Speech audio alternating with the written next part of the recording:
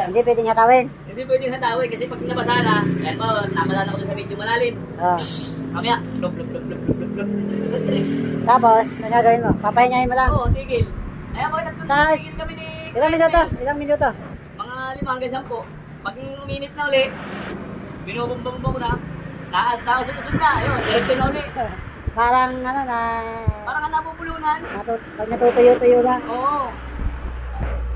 At saka pag naulan na siya, di naulan na, pabayaan ko sa labas. Isang araw, doon sa taas ka na, sa taas Okay na, dyan ko. lumas ang ulan, hindi ko napantungan. Puta pag buhay ko nung papasok na yung anak ko, hindi nag-i-start.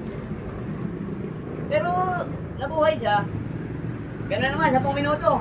Hindi ko pinapatay, binabayaan ko lang.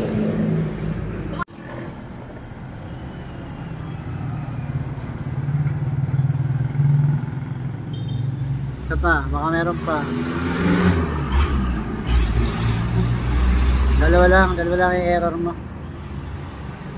Here is 0335 at 2301.